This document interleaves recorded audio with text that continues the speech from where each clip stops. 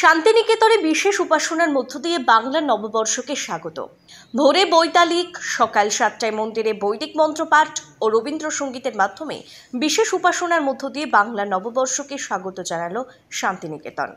শান্তিনিকেতনের মন্দিরে বিশেষ উপাসনায় বিশ্বভারতীর পড়ুয়া থেকে শুরু করে প্রাক্তনী, আশ্রমিক, অধ্যাপক, কর্মীরা উপস্থিত ছিলেন বিশ্বভারতীর উপাচার্য অধ্যাপক প্রবীর কুমার ঘোষ। রবীন্দ্র রীতি অনুযায়ী বাংলার নতুন বছর 1432 সালকে স্বাগত জানালো শান্তিনিকেতন।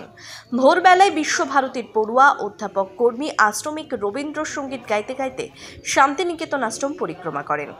বৈতালিকের শেষে সকাল 7টায় শুরু হয় নববর্ষের বিশেষ উপাসনা। শান্তিনিকেতনের মন্দিরে বিশেষ উপাসনা ছাত্রছাত্রীদের পাশাপাশি উপস্থিত উপাচার্য অধ্যাপক প্রবীর কুমার ঘোষ বৈদিক মন্ত্রপাঠ, রবীন্দ্রসঙ্গীতের মধ্য দিয়ে বাংলা নতুন বছরকে স্বাগত জানালো। বাংলা নববর্ষের বর্ষবরণ অনুষ্ঠান সকাল 9টায় অনুষ্ঠিত হবে শান্তিনিকেতনের মাধবী বিতানে। পাঠভবন ও শিক্ষা সত্র সহ বিভিন্ন ভবনে ছাত্রছাত্রীরা বর্ষবরণ অনুষ্ঠানে অংশগ্রহণ করবেন। বিশ্বভারতীর রীতি অনুযায়ী নতুন বছরের কার্ড এবং লাড্ডু বিতরণ পুরনো প্রথা, যা ঐতিহ্যের কথা মাথায় রেখেই পালন করা হবে। সন্ধ্যায় শান্তিনিকেতন গৌড় প্রাঙ্গণের মূল মঞ্চে হবে রবীন্দ্র নৃত্যনাট্য শ্যামা। অংশগ্রহণ করছে বিশ্বভারতীর পাঠভবনের কচি কাচারা।